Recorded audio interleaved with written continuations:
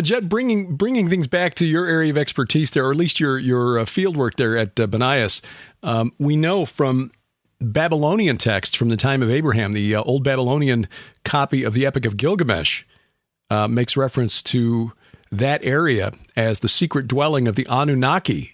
Now, Babylon is not exactly close to Mount Hermon. I mean, especially back in the day when you had to walk, you're talking about a 4-month trip, but yet they knew that there was something about this mountain that was connected to what had formerly been the chief gods of Sumer, but by the time of Abraham, they had sort of been demoted to becoming judges of the netherworld, which is really interesting because then you got this dual meaning, Hermon, yes, where El has his abode with Asherah and his 70 sons, but also this connection to Bashan and the netherworld. What is the history there? I mean, 2,000 years before Jesus, the Babylonians considered it sacred, but what have archaeologists found?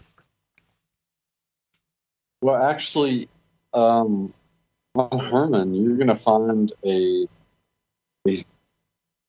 string of sites that actually date all the way back to the Mesolithic and the Neolithic culture. There's a lot of this late Stone Age culture called the Natufians, who actually built Jericho.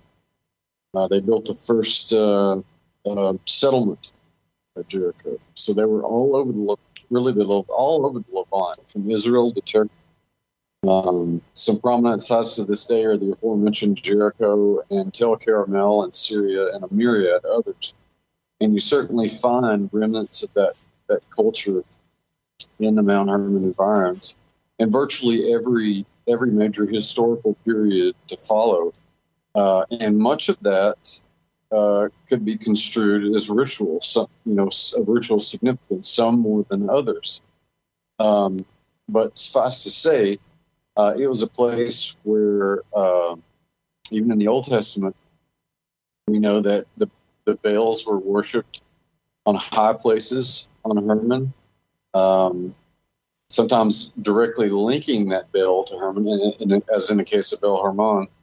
The Baal Gad being worshipped not terribly far from there as well.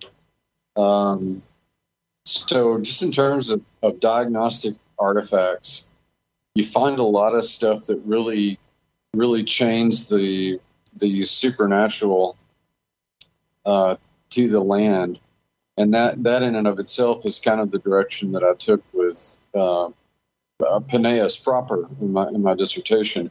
But in general, that entire region.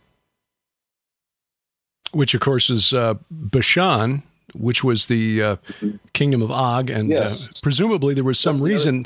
Presumably, there was a reason that God directed Moses and the Israelites to go there first and take out Og before coming back south to Jericho and crossing the Jordan. Exactly. And that, in and of itself, was not just a physical military move, it was also a supernatural move. But you're right. I mean, basically, the corridor that interestingly enough, that you're going through, let's say you were making a trip from Babylon to the Hermon region, you're going to go through Bashan, and the name Bashan lingered quite long in the historical record. It's sort of hidden in plain sight during the Roman era, when it was Latinized as Britannia, but it's the same region, the same province. There was a tetrarchy there ruled over by one of Herod the Great's sons, Philip. And basically all of those 5 little provinces made up the older kingdom of Bashan. And of course, it's a storied place. It's not just been the purview of biblical scholars. There have been anthropologists and folklorists of all kinds who have studied the oral tradition that preserves a lot of entities and events that are eerily similar, in my opinion, virtually the same as those that are outlined in the ancient record and the biblical record. And it's interesting that we have this link, between, there's been some good work done linking, that region to the Mesopotamian culture in general, not just the Sumerians. But clearly, within the scope of what they considered sacred, that was sacred geography. Something I stumbled onto a couple of weeks ago, maybe I've shared this with you fellows already, but I don't know if I brought this to the audience. The region north of the Sea of Galilee and north and east, the ancient region of Bashan, was considered, and we talked about this before, was considered really the entrance to the netherworld, and archaeologically speaking, it's just covered with funerary monuments. These megalithic dolmens are just all over that region. There are more of them clustered there than pretty much anywhere on Earth. I mean, you find dolmens all over the planet, but in the Jordan Valley and on the Golan Heights, the ancient region of Bashan, they're so close together that an archaeologist for the Israel Antiquities Authority wrote, you can't use the term dolmen field anymore because you don't know where one ends and the other begins on the Golan. You can plot them out on a map, and if I remember, I'll put up a screenshot here. I used this on a presentation a few years ago showing a location of the dolmen fields, and you see this just big blob of red just to the north of the Sea of Galilee. And there was an ancient Ugaritic myth called the Epic of Akkad, where there's a reference in there, the father looking for his son who's been murdered at the command of the war goddess, says when he finds his son, he will mourn and he will bury him in a tomb for the underworld gods at Kinneret. Well, it's a reference to the Rephaim in the Sea of Galilee. So there was clearly something around the time of the Judges based on this epic that connected that region to the netherworld and to these spirits of the deified dead kings of old. But John chapter 1, verse 28, the Gospel of John, he records that John the Baptizer was baptizing. Well, I'll quote the verse. These things took place in Bethany across the Jordan, where John was baptizing. Bethany across the Jordan, or Bethany beyond the Jordan. The King James translates it as Beth Abara. But as far back as 1877, Claude Condor, who was exploring the region for the Palestine Exploration Fund, along with Charles Warren and others, suggested that the Greek Bethania or Bethania, that was translated as Bethany into English, was Judd, the Roman name that you mentioned, Bethania. Yep. Bethania. And when you look then at where Jesus calls his first disciples, beginning at verse 35 of John chapter 1, standing with two of his disciples, and Jesus walks by, behold, the Lamb of God, and Jesus turns and saw them following, and so they follow him. The next day he goes to the Galilee. He found Philip and said to him, follow me. Now Philip was from Bethsaida, the city of Andrew and Peter. So you've got three guys there from Bethsaida, which is located just north of the Sea of Galilee. In other words, in Bethania, Bashan. And I stumbled onto, in researching Gilgal Rephaim, that big megalithic monument on the Golan Heights, there's another one that's about 1/3 the size, but it's the same, concentric rings around a central tumulus covering a dolmen overlooking the Jordan rivers called Kerbet Betehah. And it's half a mile from Bethsaida. It's just right off of the north end of the sea, as I recall, isn't it? That's correct. And then when you go to Matthew chapter 4, this is what blew my mind. Right. Matthew records the calling of his first disciples. Beginning at verse 12 of Matthew 4, when he heard that John had been arrested, he, Jesus, withdrew into Galilee. And leaving Nazareth, he went and lived in Capernaum by the sea, which is right on the shore of the Sea of Galilee, right near where the Jordan River empties into the sea. Lived in Capernaum by the sea in the territory of Zebulun and Naphtali, so that what was spoken by the prophet Isaiah might be fulfilled, the land of Zebulun and Naphtali, the way of the sea beyond the Jordan, Galilee of the Gentiles, the people dwelling in darkness have seen a great light.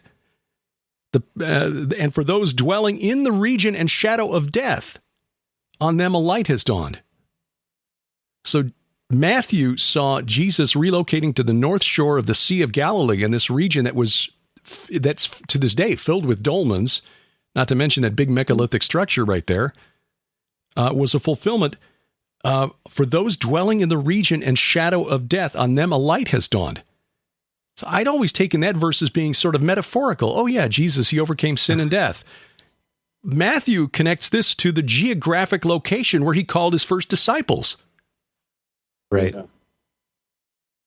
So is this biblical validation that there was such a thing as these areas that were connected to bad supernatural activity? I think so. Taken in tandem with what we know of other places that, are certainly more overt cases. I don't see why not. I mean, this is the beginning of his ministry, and then later in his ministry, of course, he went back to this region and went right to the foot of Mount Hermon, Caesarea Philippi. So, and basically, it's like here, he declared war on the fallen realm, and then at Caesarea Philippi, 3 years later, he declared his divinity. Well, because he followed that with the transfiguration on Mount Hermon. Mm-hmm. So yeah, there's all kinds of weird things that are going on here. And to me, in one way, I feel like this is the climax of our discussion, because this is really the beginning of Psalm 2 and Psalm 82 and the promises to the Messiah starting to come true. I think for people, maybe to get a little bit more background, it might be helpful to just kind of return for a minute to something that I know a lot of my people were not familiar with in our church. And when I talked about it with them, they were just kind of blown away. And this is the idea that, going back again to the Deuteronomy 32 stuff, that God would give the sons of God certain territory, they would allot to them certain places. Okay, Plato actually talks about this and says that Hephaestus and Athena were given to Greece and Poseidon was given to Atlantis. He talks about that in that section of the Critias. But and this kind of goes back to some of the Flynn stuff. It's really uncanny and bizarre and strange how the ancient peoples would label geographic features according to where they had fixed the longitude of the heavens. So, for example, they traditionally fixed the prime meridian on the dog star, and right above the dog star, you have the twins. I forget what they're called in the zodiac. Gemini. Yeah, the Gemini. Gemini. Right. And the Gemini are right over Europe. Okay, at the foot of Europe, you have they're standing in the sky. They're standing on the Milky Way. But if you go down into Europe, that becomes the boot, which is Italy. And then the whole myth of Rome coming out of these Romulus and Remus, these twins, is completely related to the Gemini myth. You go down a little farther south into the northwestern part of Africa, and you have the Atlas Mountains. And this is where, Plato and Homer, they fixed the idea that Atlas was holding up the earth, the god Atlas, with these he's holding the pillars between heaven and earth at this point. Mm-hmm. You go over farther to the east, and you've got the Taurus Mountains, and just so happens that if you go up to the sky above that, you have Taurus predominating over the sky there. You go down to South America, to the city of Cusco, and you see that these crazy megalithic walls and stuff. When you go up to and you get a bird's eye view of it, you see that they're actually making the form of a giant puma. And since they didn't have lions in South America, the closest they would have is a puma. Well, Leo is who predominates over the area that way. Mexican flag has the eagle pecking at the back of the serpent. Well, that just happens to be the constellation that's just under Virgo, who predominates over America. I mean, it's just really weird stuff. And the whole ancient world is understanding that there are, and I don't know, guys, how this works, but the constellations somehow have this effect on the particular part of the earth that they're to. No doubt why God told Moses, beware lest you raise your eyes to heaven, and when you see the sun and the moon and the stars, all the host of heaven, you be drawn away and bow down to them and